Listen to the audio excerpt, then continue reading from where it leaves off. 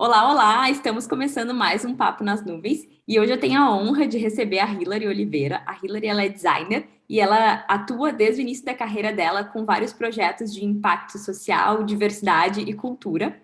Hilary, seja muito bem-vinda, é um prazer te ter aqui. Queria te convidar, antes de mais nada, para te apresentar, enfim, contar um pouquinho da tua história antes da gente entrar aqui no nosso papo. Oi, gente, tudo bem? Prazer aqui estar no Papo nas Nuvens. Sou Hilary, trabalho com design desde 2017. Desde que me formei, já entrei num mercado muito nichado. Primeiro, sem querer, né? Fui trabalhando com cultura, terceiro setor, e depois, de uma maneira mais proposital, assim, nas minhas últimas buscas, assim, de onde atuar, em que empresas atuar, eu tenho buscado trabalhar com propósito. Então, acho que terceiro setor, trabalho para advocacy, trabalho com diversidade, tem sido um nicho que eu estou assim me encontrando por enfim, N questões, né? O fato de eu ser uma mulher negra, o fato de eu estar intimamente ligada com essas pautas também me direcionaram para esse nicho, assim. Legal. Hilary, para começar a nossa conversa, eu queria trazer aqui um texto que eu li esses tempos, na real faz pouco tempo que eu li, que falava sobre diversidade no design. E uma das primeiras falas que dizia no texto falava que inclusão por si só não vai corrigir um sistema falho. E aí, enfim, entre tantas coisas que se diziam ali, uma delas falava sobre o minimalismo, né? E o ponto que eles traziam muito aqui era que o minimalismo ele é visto como uma questão de, putz, um bom design, harmonia e por aí vai. Mas quando a gente olha criticamente para o minimalismo, a gente percebe que ele exclui a cultura do mundo e promove um mundo assim onde não há diferenças, né? Então até vou ler aqui um trechinho do texto onde ele fala que o minimalismo ele é o oposto da diversidade. Então, quando a gente está se focando no minimalismo, a gente está criando um mundo que é desprovido de ideias, culturas e expressões variadas, né? Então, mesmo que ele pareça limpo e espaçoso, ele não dá espaço para esses diferentes tipos de pessoas viverem e prosperarem. E a minha pergunta aqui em cima disso é justamente, eu queria ouvir a tua opinião como uma profissional que é designer, mulher negra e alguém que já trabalhou muito próximo de projetos e empresas onde a diversidade ela é uma prioridade. Eu achei assim, quando eu li assim o artigo também que você me mandou, eu achei assim, tipo, nossa, cara, essa discussão sobre minimalismo é muito, eu não sei, para mim é muito passada assim, na era de design. Eu acho que tem uma discussão muito interessante sobre isso, mas eu acho que por eu estar muito imersa também, né, acho que eu já estou em outro momento, talvez. Isso aí já foi uma questão superada, sabe? Então, acho que eu nunca vivi essa questão do minimalismo, a não ser na faculdade, sabe? Na faculdade a gente fala muito sobre, porque eu também fiz uma faculdade específica, que é a ESG, né, a Faculdade de Design da UERJ, que ela bebe muito nessas fontes europeias, então tem muito dessa bagagem, caras falam de Bauhaus, então falam da escola de Ulm, só que, para mim, como eu entrei no mercado já trabalhando com cultura, e trabalhar com cultura é entender uma determinada coisa, né? E tentar expressar. Eu sou designer visual, né? Design gráfica. Então, assim, essa formação de imagens e de mergulhar num tema, de mergulhar numa cultura, de mergulhar num... qualquer que seja o tema, eu acho que já é uma coisa que é meio anti-minimalista, né? Acho que o minimalismo é muito uma coisa universal, uma coisa para todo mundo, e acaba não fazendo uma coisa para ninguém, porque é um movimento bem específico que só poderia ocorrer num lugar extremamente específico, que não é um contexto de escassez, é um contexto de abundância, né? Se você minimalista, ou você faz essa opção em termos de design, é porque você já teve acesso a N opções de design. E eu acho que é isso. Você quer falar com todo mundo, mas você acaba falando com um grupo muito reduzido de pessoas que vai achar aquilo legal e que vai curtir aquela vibe minimalista. E eu acho que também tem uma questão assim de lugar de fala, sabe? Porque é isso, você olha alguma coisa minimalista, principalmente em design gráfico, assim, você vê exatamente de onde que ele saiu. Tem cara de Bauhaus, sabe? Tem cara de alguma coisa europeia que foi naquele período de tempo ali e tal, tal, tal. Então, tem muito essa... Eu acho que é uma característica até da branquitude, sabe? De se ver como um sujeito universal, e não perceber o seu próprio lugar de fala, o lugar social que você ocupa no mundo, sabe? Então, para mim, o minimalismo ele tem muito esse tipo de abordagem, né? Esse tipo de viés, do jeito que eu entendo, né? Minha visão particular. Então, não sei, acho que eu nunca vivi isso, sabe? Eu nunca fui nesse sentido de achar que o minimalismo era certo, mas todo mundo já ouviu a frase menos é mais, sabe? Mas às vezes mais é mais, sabe? Então, Uhum. não tenho isso como uma regra. Acho que, enfim, a regra está aí para ser quebrada, né? Então, acho que em termos de design, isso é bem verdade, assim. Eu acho que isso até que tu falou agora de mais é mais, quando a gente pensa o próprio aspecto de diversidade dentro de uma empresa, né? E aí olhando para um viés totalmente business, assim, de o quanto ter diversidade dentro de uma empresa vai agregar para os resultados daquele negócio também, né?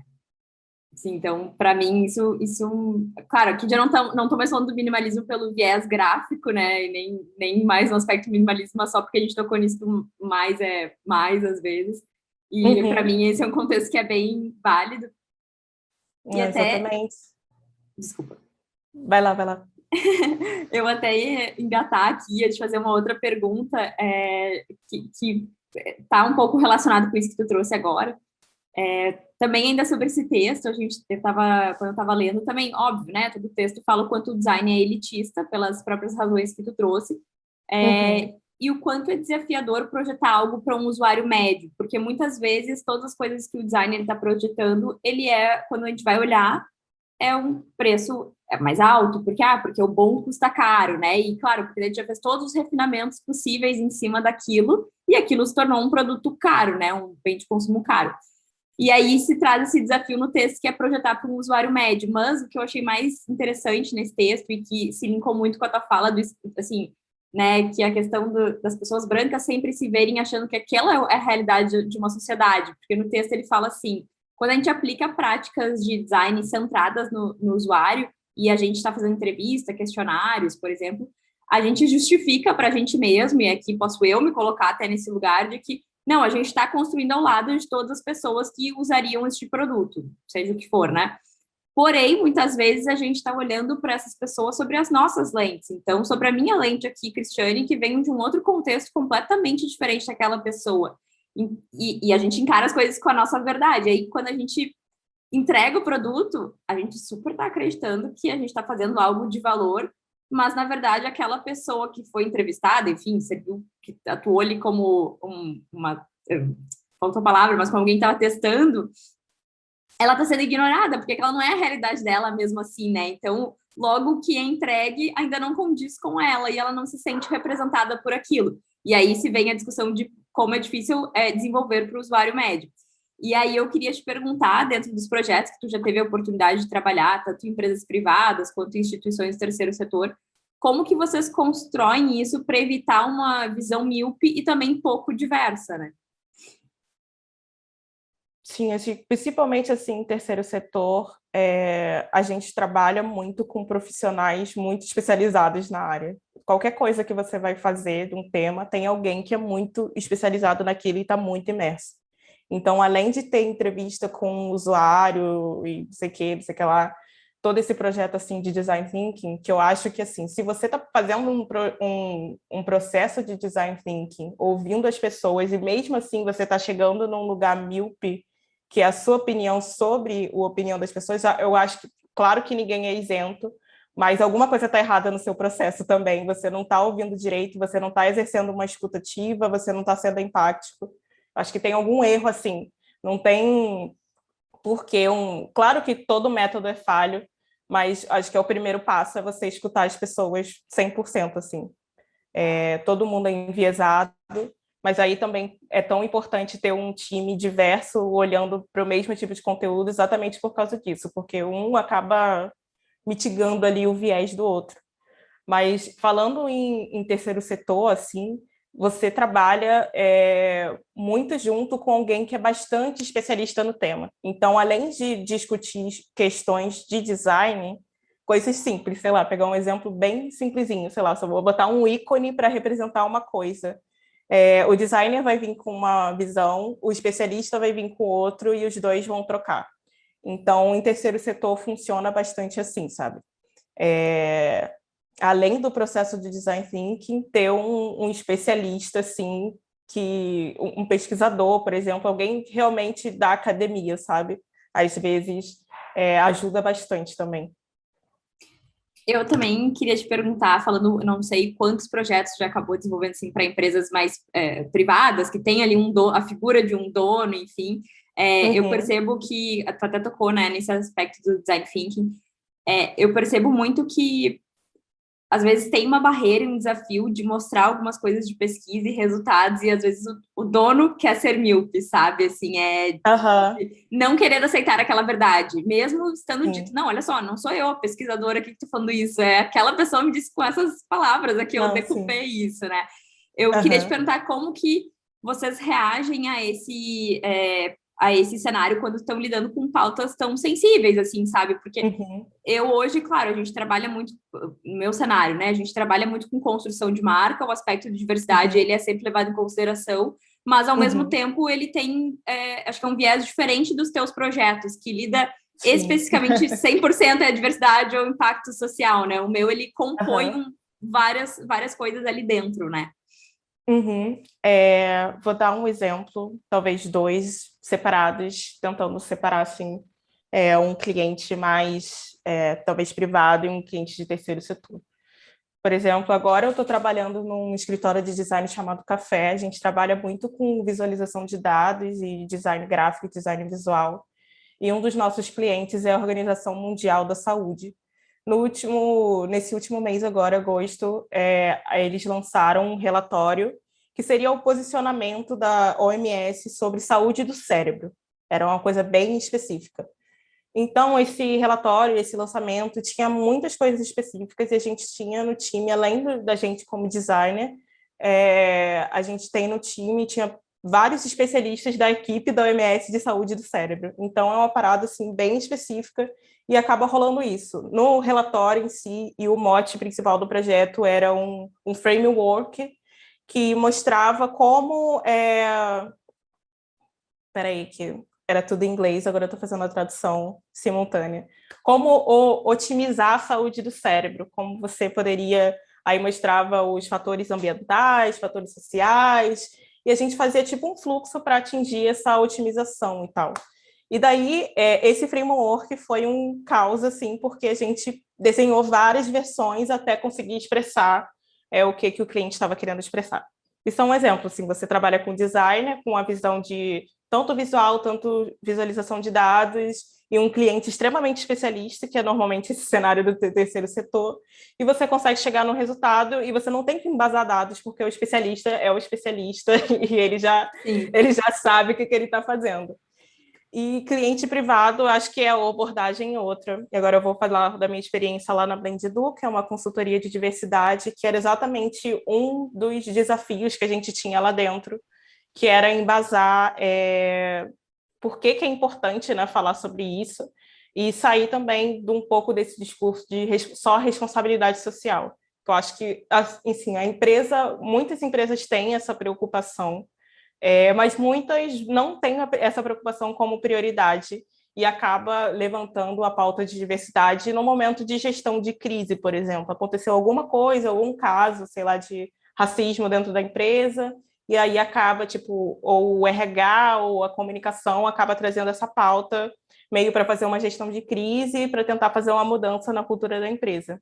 Eu acho que, para esses casos do cliente privado, e era uma coisa muito que a gente falava muito na Blend, é tentar argumentar com dados, né, que é meio a base que a gente consegue fazer, e trazer dados relevantes para aquele tipo de pessoa. Então, você vai falar que diversidade vai trazer mais dinheiro para a empresa, vai trazer mais inovação, você vai tentar pegar coisas estratégicas para a empresa, você olha os objetivos da empresa, por exemplo, a médio, longo, curto prazo, e você tenta achar alguma coisa ali, em vários estudos, acho que diversidade é uma coisa que parece, né? Diversidade geral diferente, mas se você for estudar a fundo, tem muita coisa, muito conteúdo sobre isso.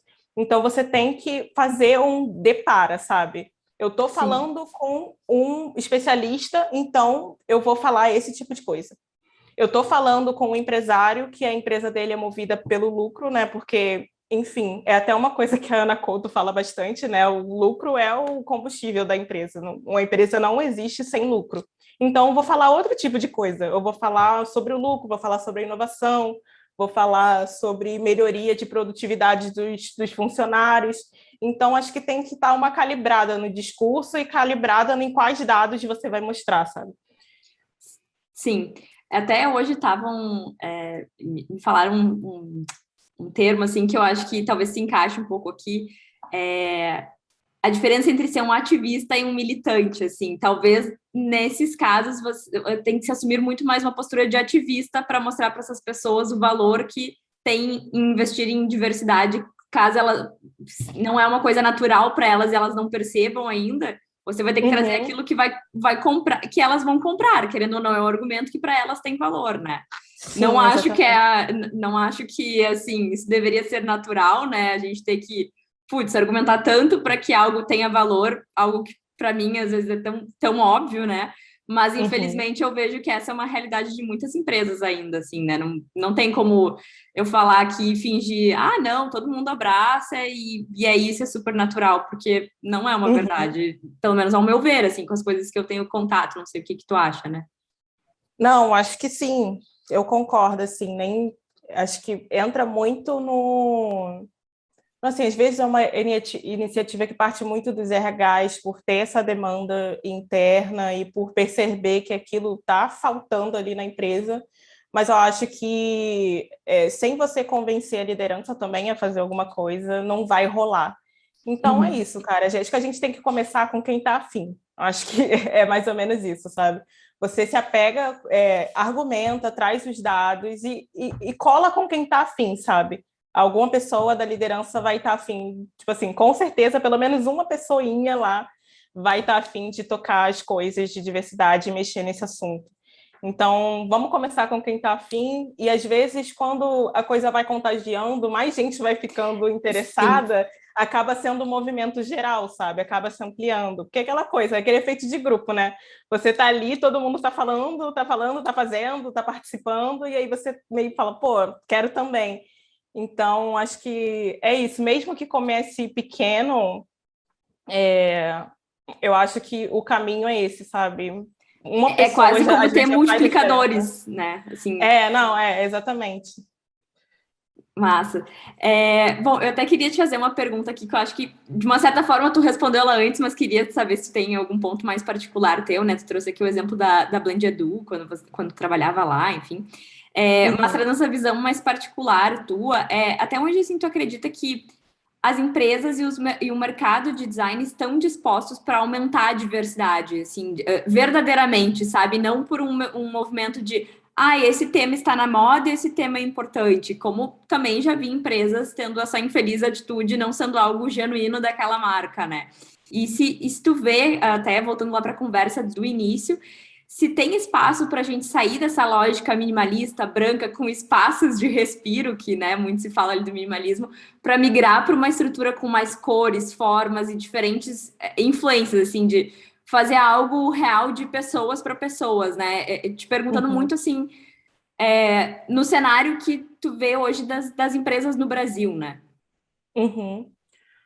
Olha, eu acho que, assim como todas as empresas, acho que as empresas de design têm a mesma dificuldade, assim, principalmente de equipe, né? Muitas vezes você vai ver e a empresa só tem gente branca. Mas, enfim, no setor que eu trabalho, a coisa costuma ser um pouco diferente. Acho que já tem uma consciência maior, né, por trabalhar com temas socialmente responsáveis, digamos assim. É, eu acho que já tem uma visão de trazer um pouco mais de diversidade. Mas eu acho que, enfim, é a mesma dificuldade, assim. A abertura, eu acho que, se não tiver, eu acho que já tem gente fazendo, sabe? Então, eu vejo, assim, um movimento que é muito de forças meio opostas, sabe? Não opostas, mas tem gente fazendo alguma coisa, sabe? Já tem gente fazendo muita coisa nesse sentido. E de diversidade, de quebrar essa lógica minimalista, eu acho que, principalmente essa lógica, eu acho que o design brasileiro conseguiu fugir bastante. Pelo menos a área que eu trabalho, assim, de design visual é o que eu menos vejo, assim, porque realmente tem uma coisa do público também, né? Com quem você está falando, e eu acho que você bota design, branding, tudo junto, e você gera esse funil de especificidade, sabe? Então, acho que as coisas, atualmente, como elas são projetadas, até de um ponto de vista assim, de branding, elas são para gerar alguma coisa específica, algum público específico. Então, obviamente, você está falando com pessoas. Eu acho que essa coisa do minimalismo, que é tudo para todo mundo e nada específico, acho que meio que eu não vejo tanto assim no design brasileiro, posso estar muito errada assim, mas pelo menos é a minha vivência, sabe? Acho que tem essa discussão que não faz sentido nenhum, sabe? Esse discurso minimalista. Muito embora o que eu veja muitas vezes também, e até foi uma discussão que a gente estava tendo aqui internamente, não está relacionada diretamente, assim, explicitamente com diversidade, mas acho que de uma certa forma ela acaba estando. A gente está Uhum. falando muito sobre seguir tendências, né? E aí sempre surge, às vezes, num projeto de branding, referências meio iguais, o cliente traz meio que as mesmas coisas, porque aquilo está na moda dentro do segmento dele, enfim, do que for. E eu acho que é uma lógica que a gente vem tentando quebrar muito com os nossos clientes, de assim, tá, mas por que que tua empresa precisa seguir essa tendência? Por que que isso faz sentido para ti? Isso tem a ver com a tua Uhum. personalidade como marca, assim, né? Isso tem alguma relação genuína, sabe? Tipo, para mim é uma relação muito parecida com, sei lá, eu vesti uma roupa que para mim é porque é moda, mas quando eu me visto é que não tem nada a ver comigo, sabe? Que não me representa em Uhum. nada. E eu vejo que tem muitas empresas que às vezes acabam caindo nesses padrões e meio que fica assim, todo mundo com a cara igual, sabe? E eu acho isso, Sim. putz, completamente sem personalidade dentro das inúmeras possibilidades que existem dentro do design, sabe? E de que um Uhum. designer poderia entregar, assim. Isso é um ponto que Sim. a gente vem falando muito aqui dentro de a gente precisa mesmo seguir essas tendências. Se tu for olhar, sei lá, startups de tecnologia tinha uma época que era moda as mesmas cores e o mesmo tipo de ícone e lettering, sabe? Todo mundo com degradê. Exatamente, sabe? Roxo com verde também, né? Sempre essa corzinha do roxo com verde. Uhum. Então, são coisas que a gente começou a se provocar aqui dentro. Não há, como eu Uhum. falei, não acho que tem uma relação direta com a diversidade, mas ao mesmo tempo, para mim, ela tem, porque quando tu tem uma equipe talvez formada por profissionais plurais, eu duvido que o resultado seria ainda esse, assim, sabe? Que todo mundo ia se sentir representado por aquilo. Não sei, posso estar muito errada, mas é uma percepção que eu andei refletindo sobre.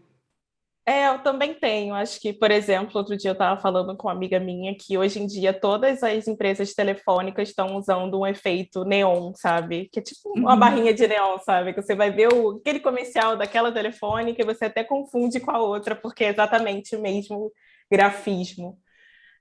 Mas tem essa coisa das tendências, mas eu acho que também é uma. Talvez, talvez eu vou ser dura assim na minha fala, mas é falta de personalidade de você fazer um projeto de branding, um projeto visual que vai abraçar a personalidade da sua empresa. Se você está procurando alguma coisa que é só igual ao que outra pessoa do seu setor está fazendo, você não está fazendo diferença nenhuma, né? Então, Uhum. acho que o legal dessas discussões de branding e expandindo para design, principalmente visual, que é minha área, é buscar o específico, né? Eu acho que hoje tem uma discussão muito grande de como diferenciar a minha empresa, então não faz sentido. Acho que, claro que você pode ter um argumento assim, tipo, mas eu não quero ser colocado do lado das empresas do meu setor e parecer uma coisa totalmente diferente Uhum. de outro universo.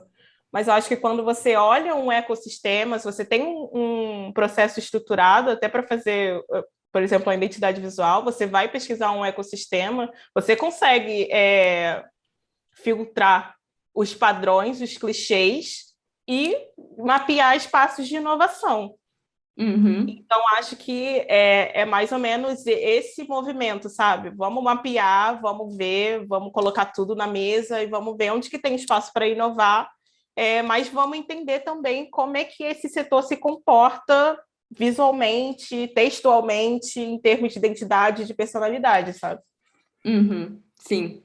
É o desafio que a gente sempre tenta por aqui, assim, e que, pelo que eu tô vendo, eu sinto também, né? Mas realmente é um ponto que é bem frustrante, às vezes, quando eu olho, até recentemente eu tô vendo várias marcas que estão, seu nome, estão sendo reduzidas ou se adaptando muito pro digital e tá, cara, todo mundo igual, assim, e tá, e o que que é genuíno, sabe? É, Uhum. mas aqui, até partindo para uma próxima pergunta, eu queria te perguntar, assim, como que tu enxerga que diversidade, impacto social e estratégia se correlacionam no universo dos negócios, né? Aqui eu acho que até é um ponto, assim, que é bem duro de falar, porque a gente não está falando só de pessoas aqui, né? Mas de um aspecto totalmente business, né? Uhum. Eu acho que eu retorno um pouco à minha fala que eu disse dos argumentos, como apresentar, né, um projeto desse. Eu acho que se relaciona muito com essa coisa dos negócios e estratégia, principalmente, assim, infelizmente, eu tendo a olhar por esse mote, assim, que é pelo aspecto do dinheiro, cara. Hoje em dia, se você não está fazendo coisas para um público diverso, você está perdendo dinheiro, porque tem uma fatia de consumidor que está cada vez mais consciente e que não vai comprar seu produto se não tiver uma menina negra na propaganda, se tiver só gente branca. As pessoas não vão se ver e as pessoas não vão comprar. Então, acho que tem essa camada, assim, que infelizmente, a camada maior desse problema, porque é isso, você vai estar perdendo o público, ou você vai estar se nichando para um público extremamente específico de pessoas, e eu acho que vale a pena avaliar se é isso que você quer para o seu negócio. Se for isso, enfim, é triste, mas existem negócios que vão se encaixar nisso, né? Mas é isso, eu acho que sem uma estratégia 360, se você só pensar, por exemplo, diversidade para fora, se só no outdoor lá Eu da ia sua falar. empresa, do seu produto, só tiver uma mulher negra e dentro da sua empresa não tiver nada disso, as pessoas de dentro da sua empresa elas vão notar essa incoerência. Então, uma Uhum. questão de coerência, não tem como mexer fora sem mexer dentro. Eu ia tocar exatamente nesse ponto, assim, de que, infelizmente, ainda tem marcas que eu vejo que para fora vende uma ideia e para dentro, quando você conhece alguém que está lá dentro, aquilo, não é uma verdade, assim, né? Não, isso não se vale. E por outro lado, Uhum, eu também vejo que tem marcas que estão tentando amadurecer nesse discurso e que uhum, elas têm que tomar cuidado, assim, para não dar um tiro no pé, assim, que até eu vou trazer um exemplo aqui para me fazer mais transparente. uhum, Esse tempo a gente estava atendendo uma empresa e eles têm um time bem diverso, assim, tá? Eles têm, assim, todo o time, eu conheço boa parte das pessoas que trabalham lá dentro, assim, e é uma cultura muito legal de trabalho, mas uhum, eles não têm programas de diversidade especificamente, assim. Mas eles uhum, têm. E aí, o que estava rolando lá dentro, assim? Tinha uma pessoa que era gay, tinha outra pessoa que era evangélica, e aí cada pessoa tinha suas crenças, vamos dizer assim. Mas, assim, nunca faltou ninguém, nunca faltou com respeito, mas eram crenças diferentes que se tinha ali dentro, né? E aí, o que que a gente trouxe como proposição, assim, de galera, acho que um dos valores da empresa que estava dizendo que era diversidade, talvez não seja diversidade, talvez seja respeito nesse contexto. Vocês ainda não estão aplicados num contexto maduro suficiente para falar que vocês têm diversidade. Vocês têm vários perfis de pessoas aqui dentro, mas vocês não estão promovendo ações para valorizar mais essas pessoas, né? Essa minoria. Enfim, estou trazendo aqui um exemplo. E foi muito legal trazer essa provocação, porque aí o próprio cliente disse assim: é verdade, a gente, né, preza o respeito aqui por todo mundo, mas não temos isso de maneira estruturada. E aí eu até fiz a provocação de, legal, acho que não tem problema vocês assumirem isso para vocês. O problema é a gente colocar para fora uma palavra que vai estar ali diversidade, e talvez alguém possa olhar e falar assim, não, não é isso. E aí isso virar um problema quando a intenção não era ruim, quando tem espaço para todo mundo, mas não está sendo criado esses programas específicos. Então foi uma provocação legal, assim, que eu percebi que era muito da escala de maturidade da empresa, sabe? De que eles já estão indo por um caminho legal, mas hoje ainda não está num nível que pode se dizer que existem programas de diversidade. Então, eu acho, pelo menos, muito mais genuíno uma empresa conseguir assumir isso para ela e ver que ela está fazendo o melhor que ela pode naquele contexto que ela está, que já está dando espaço para várias pessoas, mas tem outras condições lá dentro que não permitem ela dizer que ela tem aquilo de maneira estruturada. Eu não sei o que tu pensa sobre, assim, mas foi algo que eu achei interessante de trazer para não dizer isso de sim, vamos colocar para fora uma coisa que ainda não está acontecendo, que isso para mim é um grande problema, né? Eu acho bem legal o jeito que você colocou essa provocação para a empresa, porque eu acho que é isso, muitos tendem a pensar que diversidade é só ter gente diferente dentro da empresa. Um contexto de empresa, acho que isso é muito visível, assim. Mas, de fato, diversidade hoje num contexto mais amplo, principalmente nesse mundo corporativo, né, é uma coisa bastante proposital, né? São ações, são coisas que você vai construindo ao longo ali da jornada. Mas eu acho que nesse caso, claro que o respeito acho que é um ponto de partida, né? Mas eu acho que, por exemplo, poderia ser uma coisa para se propor para essa empresa assumir publicamente que o respeito é o ponto de partida para a diversidade, por exemplo.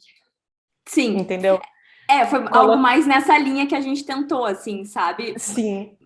Mas não tipo, vocês podem assumir isso publicamente, eu acho que é poderoso também, sabe? Porque eu acho que o que não vale é mentir, assim, você mentir que você está fazendo alguma coisa ali dentro que está tipo diversidade e botar isso para fora, e isso não é verdade. É muito melhor, assim, muito mais honesto você admitir que você está aprendendo, estabelecer metas claras, às vezes até comunicar para o público essas metas, deixar o público acompanhar essa jornada também pode ser interessante, dependendo do que a empresa está visando, mas ser honesto, sabe, sobre o quanto que você está interessado e o quanto você vai investir naquilo, sabe?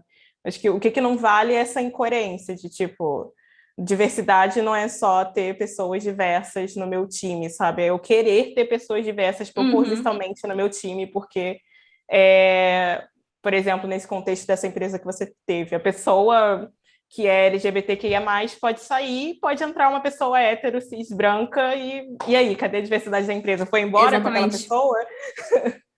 Exatamente, e eu acho que até pegando essa empresa como exemplo, tem pessoas ali de contextos, sim, diferentes, e que geralmente num cenário tão polarizado que a gente vive como o Brasil, provavelmente elas se desentenderiam fora de alguns contextos. E eu vejo que a empresa ela consegue ter uma postura de mediar isso e ainda fortalecer o respeito. Então, até isso que tu falou de a gente está vendo o respeito como uma premissa para a diversidade. Óbvio que o respeito é uma coisa básica que deveria existir em todos os lugares, mas até parece, né, meio assim, sem sentido estar falando isso, mas no cenário que a gente vive hoje como país, eu não acho que é tão óbvio falar isso, sabe?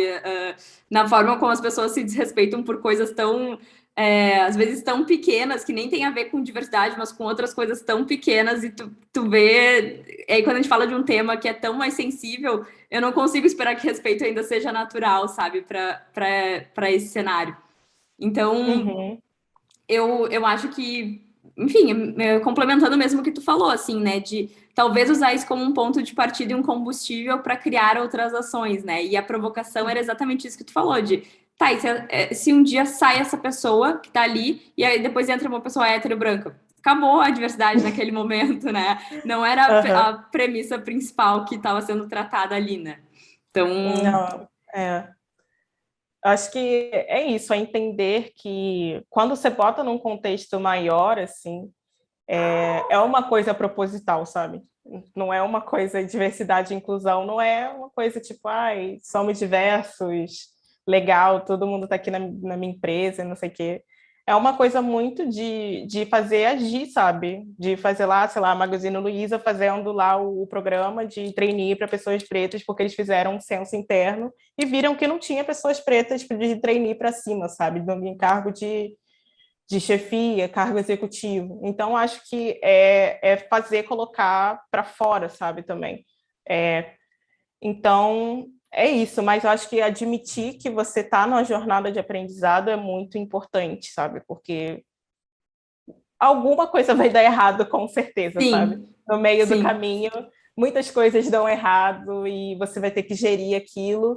E você já tem que ter uma carta na manga, tipo, porra, estou aprendendo pelo menos, mas eu errei, mas eu vou fazer isso para consertar, sabe? Gerir a crise de uma maneira propositiva e não de uma maneira, tipo, Querendo maquiar algo. exatamente. Então, todo mundo erra, né? Então, errar é humano, mas, tipo, não tem espaço para esses discursos que errar é humano, sim, mas eu acho que você, como empresa, é muito mais interessante gerir essa crise de uma maneira propositiva, assim como, por exemplo, o Nubank fez quando uma das fundadoras falou lá no programa do Roda Viva que Uhum. o que ela falou não foi exatamente isso, mas deu a entender que contratar pessoas negras era nivelar por baixo. Então, daí eles foram propor, teve aquele discurso de foi mal, galera, mas também teve outras propostas, acho que nessa época que entrou a Monique Evelyn, né, no conselho, e aí eles tiveram outro tipo de ações com o IDBR, se eu não me engano. Então é isso, sabe? Propor alguma coisa para além de falar, tipo, foi mal, galera, sabe? E eu acho que tem um outro aspecto aqui que é também o papel das empresas na sociedade, porque tem muitas vezes que eu já ouvi gente falando assim, ah, tá, mas eu abro lá uma vaga específica para pessoas tal, tal, tal. Ah, mas é que não tem esse profissional, a gente não encontra, sei lá, não consegue recrutar. Gente, talvez essas pessoas elas não tiveram nem a oportunidade de ter acesso a uma vaga como essa pelas suas capacitações técnicas, por N questões estruturais. Será que não é papel da empresa também ajudar a conseguir formar essas pessoas, porque elas não tiveram a oportunidade de ter acesso, né? Então, eu também me questiono muito sobre as empresas hoje elas têm muito mais responsabilidades do que só querer abrir a vaga e legal, tudo certo, sabe? Sim, eu acho que não só de capacitar, mas também de procurar, né? Porque não é possível que não tenha ninguém. Eu não consigo acreditar nisso, sabe? Eu acho que é a empresa que não está procurando direito, cara. Não está procurando direito. Porque, assim, você, por exemplo, o LinkedIn. Nem todo mundo está no LinkedIn. A gente sabe, a gente olha lá o feed do LinkedIn, a gente vê pessoas É uma bolha, né? quase, quase homogeneizadas, né? É uma bolha. Então, assim, por exemplo, talvez você não ache pessoas trans ali no LinkedIn, mas existe, sei lá, o Transempregos e você pode achar lá, sabe? Eu acho que é uma questão, assim, de procurar onde que essas pessoas estão também. Grupos no Facebook, WhatsApp, sei lá, universidades, tentar sair desse automático, né, de procurar nos lugares que você sempre procura. Como é que você vai achar pessoas que nem sempre estão no seu convívio, nos lugares que você convive todo dia, sabe? Você tem que O furar a certo, bolha. exatamente. Sim. É.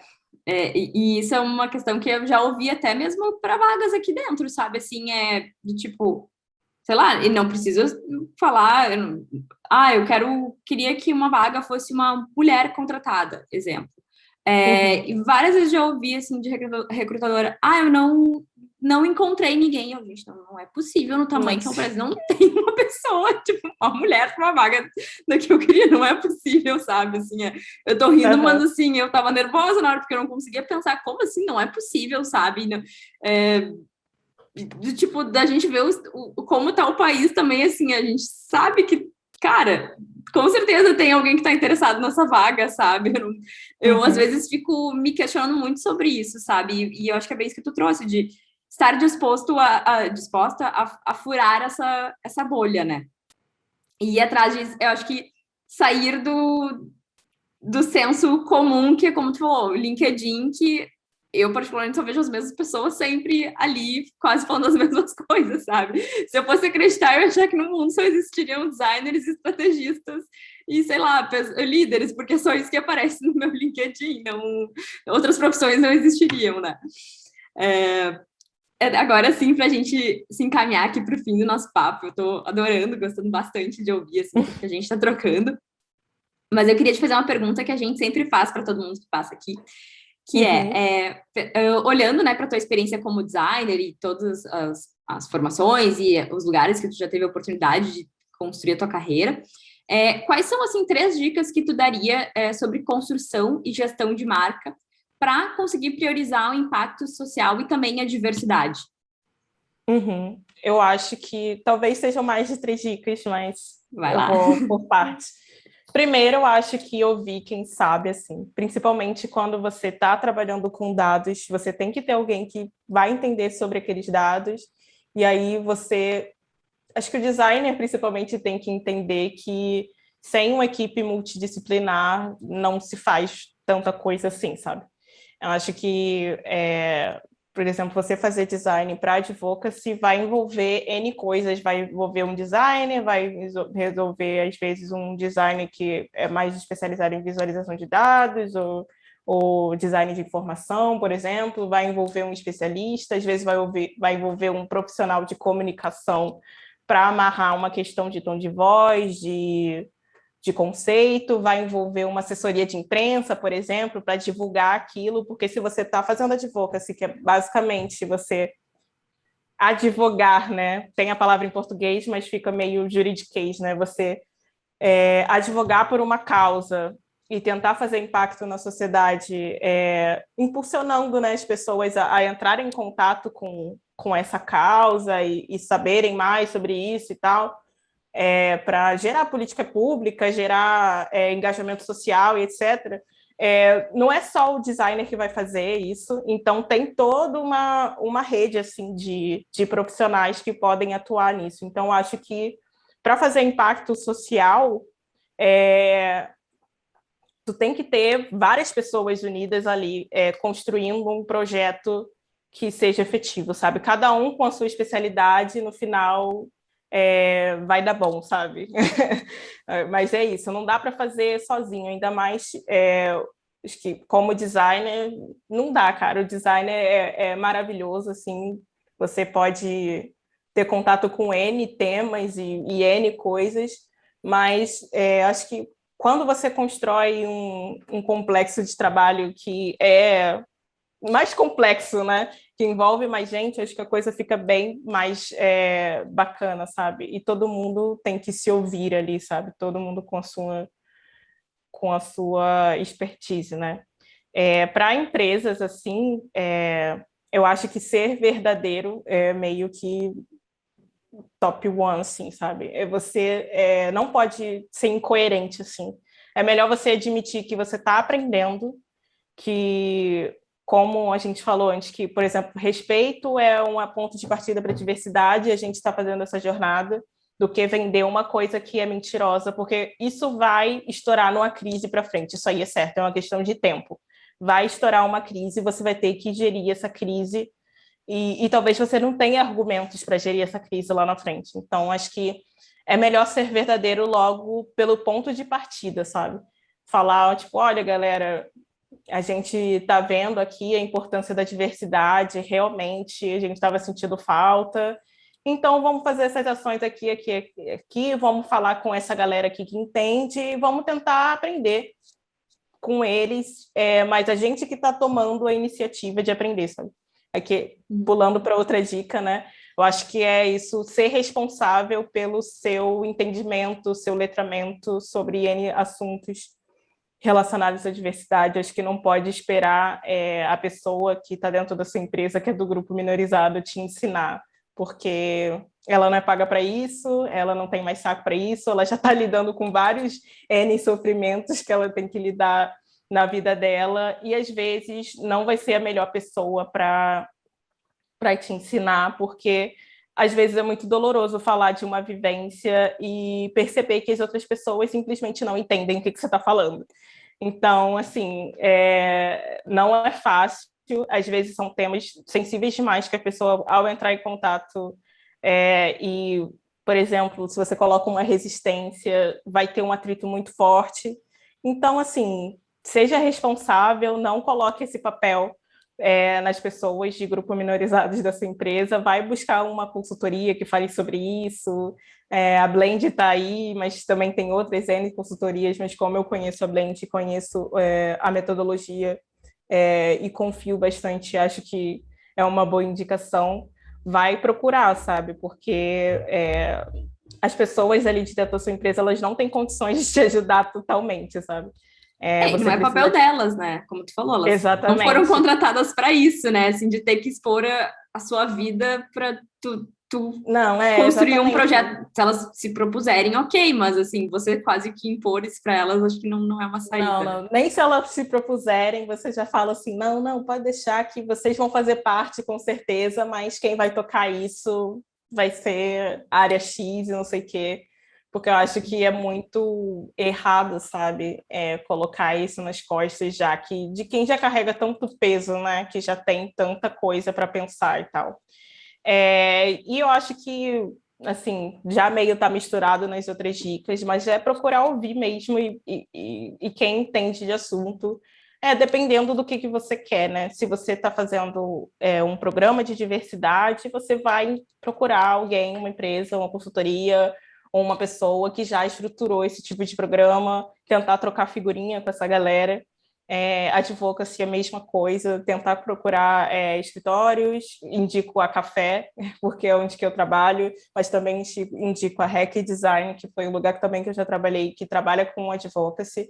Então, procura a galera e pergunta mesmo, sabe, como é que vocês foram parar aí, sabe? Como é que vocês foram construindo esse caminho até vocês acharem que esse era o nicho de vocês, sabe?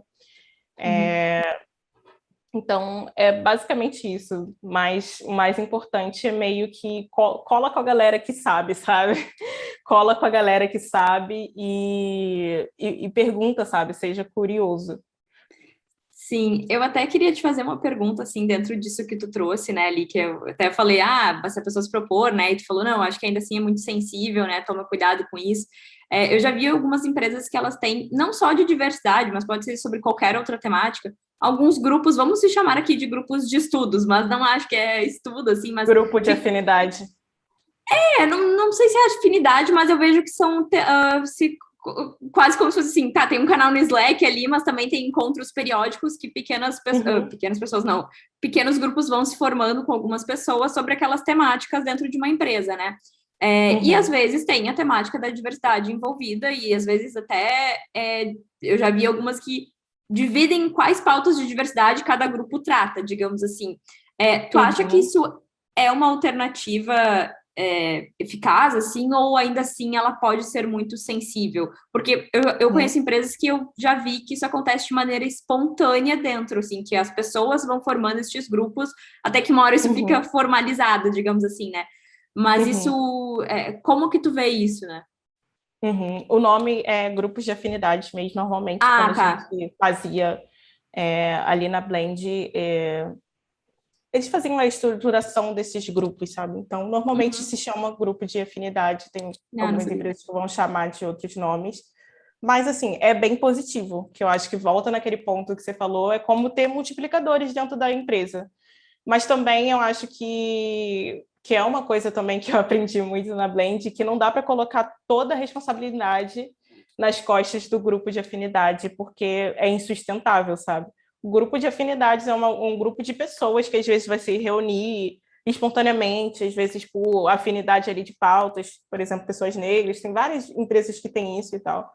Mas, assim, se não tiver alguém de liderança acatando ou ouvindo as sugestões desse grupo, vai ser só um grupo de conversa, sabe? Não vai ser Sim. um grupo de mudança. Então, acho que por isso que não dá para colocar tudo nas costas dos grupos, porque é isso, assim, às vezes você está dentro de uma empresa, às vezes como funcionário, você não tem o Voz? poder para mudar as estruturas, né? quem tem o poder para mudar a estrutura vai ser a liderança, vai ser, sei lá, o C-level da empresa. Então, não tem como colocar toda essa responsabilidade de mudar uma estrutura num grupo de pessoas que está ali sendo, sei lá, proletariado, né? A pessoa, às vezes, assalariada ali. E, às vezes, o grupo é muito uma válvula de escape para as coisas que acontecem na própria empresa, né? Então, assim, Eu pensei nisso. as pessoas, elas se juntam, às vezes, por um sofrimento comum, e, às vezes, o ambiente de trabalho é uma coisa que traz esse sofrimento. Então, assim, para não virar só um grupo de frustrações, para ser uma parada propositiva, primeiro que não pode ter essa responsabilidade de mudar a empresa, não pode colocar essa pressão de vocês daí vão mudar a empresa e a gente aqui vai ficar tipo só de boa, sabe? A gente recebe o projeto e banca o projeto, no caso. Isso não seria bem visto nesse formato, né? Tipo assim, quis dizer assim, o grupo tem que gerar ideias de projetos e aí uma comissão da empresa vai aprovar ou desaprovar e só ficar ali sentada esperando. Não é a ideia desse tipo de Nossa, encontro. acho que essa coisa de bancar já está até num nível avançado. Se rolar pelo menos isso, assim, já é tipo, nossa, eles aceitaram bancar, sabe? Então, não dá para esperar mudança de um grupo pequeno, sendo que às vezes a empresa tem, sei lá, 50 mil Sim. funcionários, sabe? Então, tem empresas enormes que têm grupo de afinidade com a Shell, por exemplo. Cara, não vai ser um grupo de pessoas que vai mudar a Shell inteira, sabe? Então, eu acho que é ouvir o grupo de afinidade, dar importância, mas procurar, às vezes, estrutura, né? Porque nem todo mundo que vai estar ali dentro do grupo de afinidade, às vezes, vai ter a condição de estruturar e de escrever projetos. Os grupos de afinidade também precisam de ajuda, às vezes, sabe? Eu via muito isso na Blend, sabe? Que muitas vezes, muitas das consultorias eram voltadas para organizar esses grupos, sabe? Ser um facilitador deles. Sim, acho que é bem Legal. importante. Legal. Legal, eu fiquei feliz de ouvir isso, assim, que era uma temática que eu não tenho tanto domínio, então foi bem interessante, assim, ouvir isso de ti. Uhum. Bom, Hilary, não sei se tu quer comentar mais alguma coisa, eu queria muito te agradecer pelo teu tempo e foi muito legal ouvir toda a tua trajetória, tua história e também aprender muito contigo, assim, de todas as tuas visões, né? Uhum. Primeiro que eu também desejo muito sucesso para ti, para tua carreira e para todas as tuas escolhas. E espero que a gente ainda possa se encontrar bastante por aí em outros projetos. Sim, gente, foi muito bom, Cris. Acho que a gente até passou um pouco do horário, né? Mas acho que o papo fluiu bem. Foi muito bom também estar aqui. Não tenho mais nada a acrescentar, mas eu quero deixar a máxima, tipo, seja verdadeiro, por favor. Seja verdadeiro em tudo que você faz, porque depois vai ser pior. A mentira não se sustenta muito tempo. Então, queria deixar esse pensamento para as pessoas. Obrigada. Bom, e por hoje é só. A gente encerra aí mais um Papo nas Nuvens e até a próxima. Tchau, tchau. Tchau, gente.